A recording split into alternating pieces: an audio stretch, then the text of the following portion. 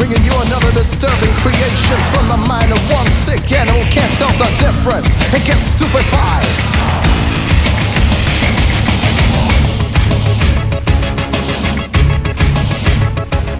Greetings everyone, 'tis I, the Time Waster, and of course this is a critique on Transformer Fanco 328's recent commentary regarding Jim81 Jim's video. Because, well, according to young author Adam, it was all a joke. Yes, a measly troll attempt to basically annoy and irritate everyone who does commentaries.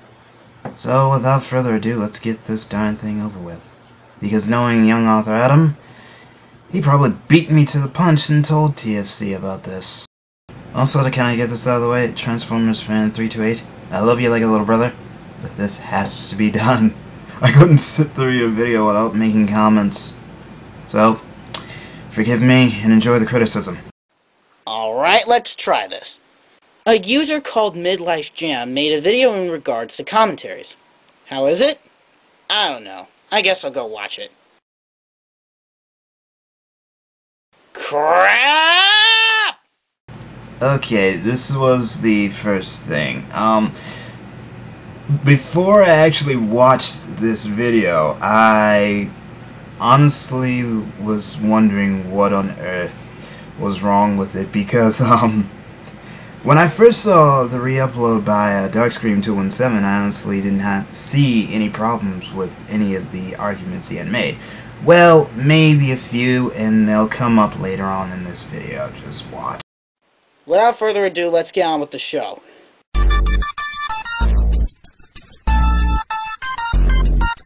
Commentaries. Essentially, it's you inviting yourself into a conversation no one asked you to join. No, it's when we point out flaws in the video, aka criticism, so that they can improve for the future. This is true of you, me, Supersonic 407, Raushutsu, Kenshin Immortal Wolf, Random DCE, young author Adam, and various others. There are some out there who just make commentaries just to make commentaries, or to make craptastic comments for the hell of it. I mean, you've seen at least 3 of these people already. New media's equivalent of syphilis, something which is easily spread and, in hindsight, embarrassing to admit having caught. The symptoms are unique, generally inflicting the user with a massively swollen ego. So, we do commentaries as a big ego stroke. But of course, why the hell do you think Tubers93 does commentaries? Surely not to critique. No, he needs a massive ego boost in order to make himself feel better. And yes, people, I do expect tubers to come after me for this, because I'm such an attention whore that way. Strained vocal cords, Tourette's-like speech patterns, and the inability to shut the fuck up. Oh, really now? I thought people made commentaries because, you know, they enjoy it. Some of us actually enjoy giving criticism while, you know, making jokes here and there. I know Boomstick did.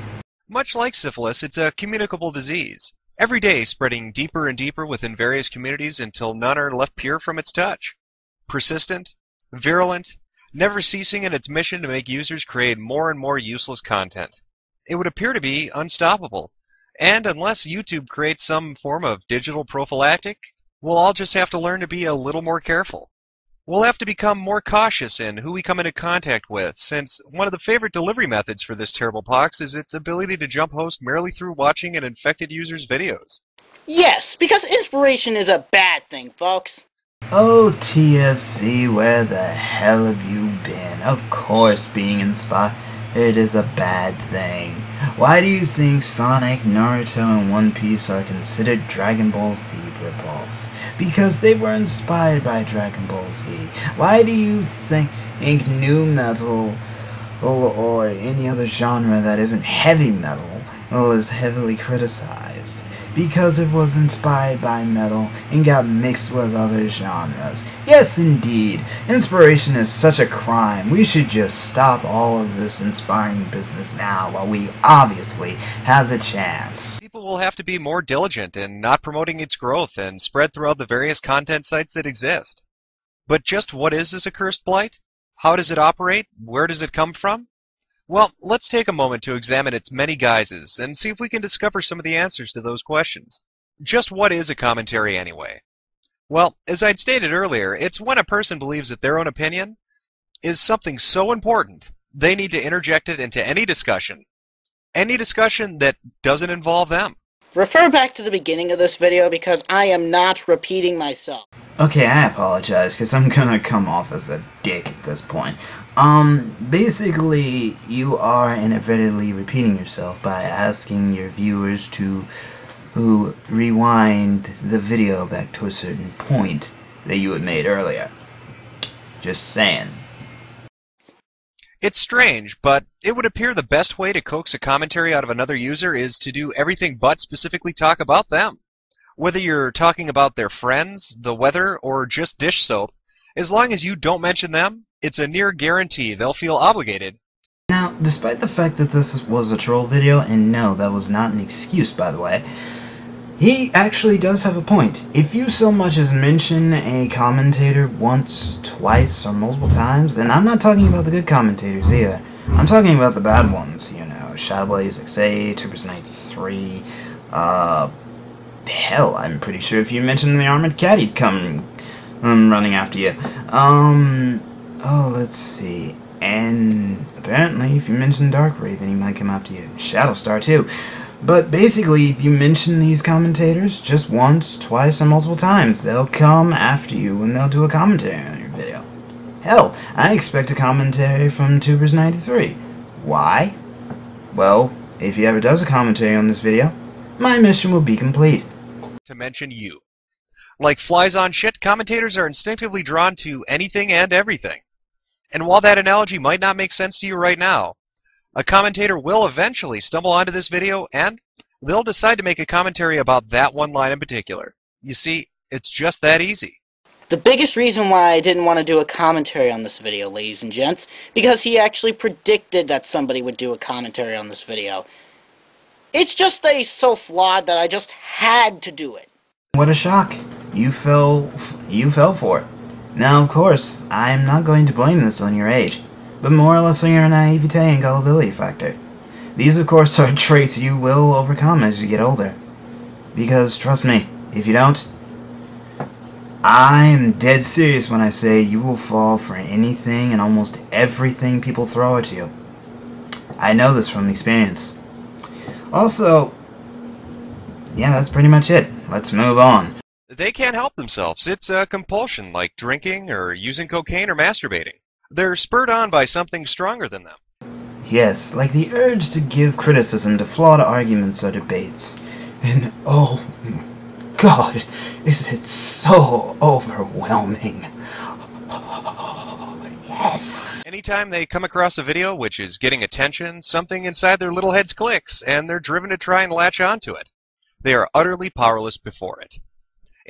Did you ever take into account that not everyone has a creative enough mind to make an original concept? You know, as a writer and artist of several originally devised stories, I take offense to that.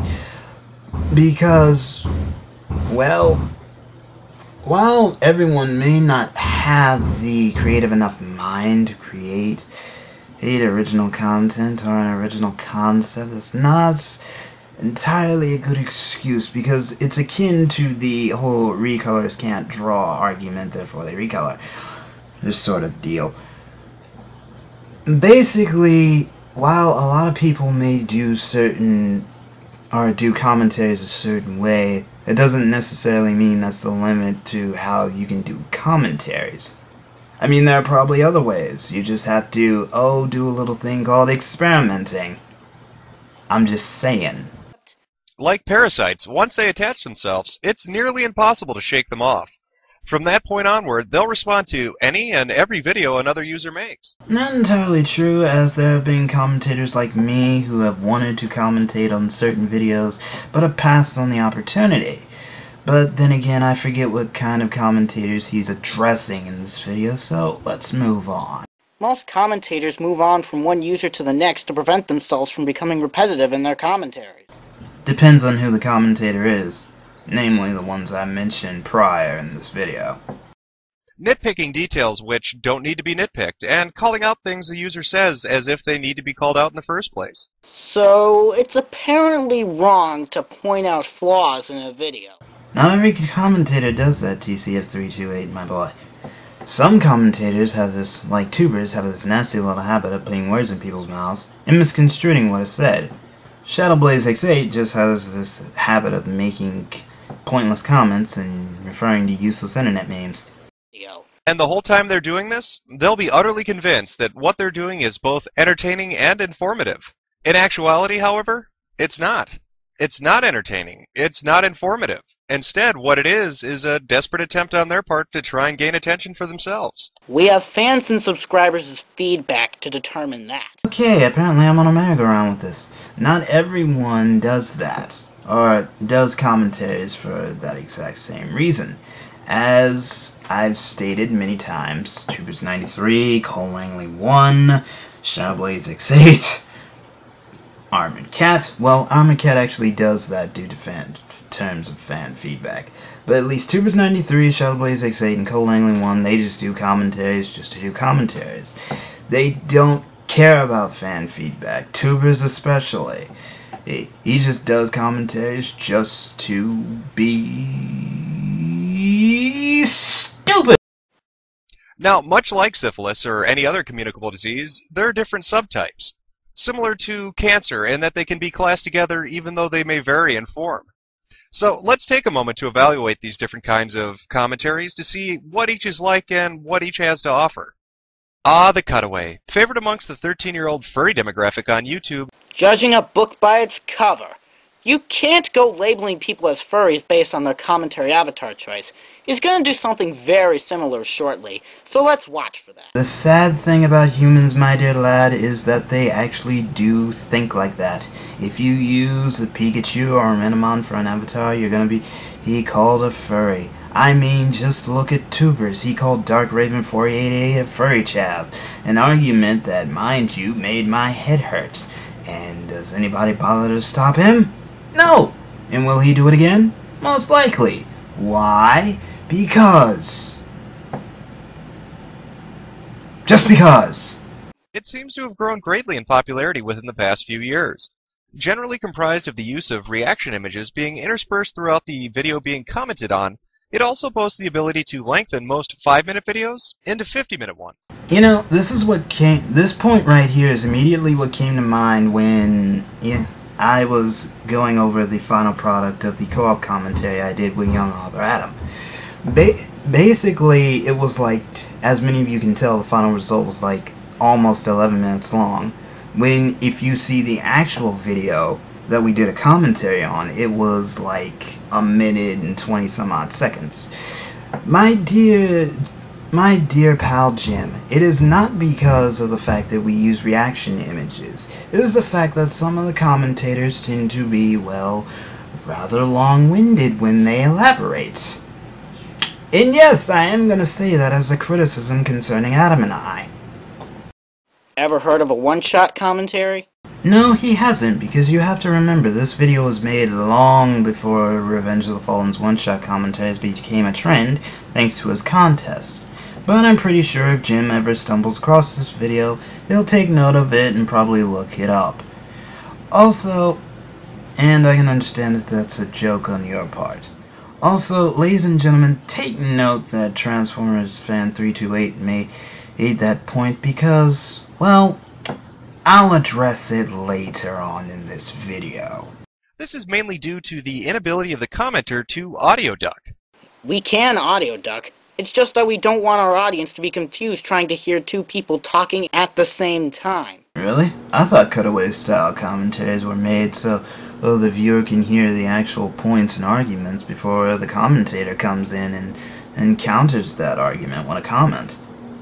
Well, at least that's why I do it, and that's kind of the impression I got from other commentators who do cutaways. Plus, audio ducking, where the commentator talks over the actual content, from what I understand, that can be annoying because you can't hear the content that the commentator is commenting on. The result? A cutaway which happens every time the person doing the commentary wants to say something, whether that be every minute, every few seconds, or even every other word. Let's be honest. What commentary is someone countering just about every other word? Not repeating myself, y'all will just have to watch the entire video all over again.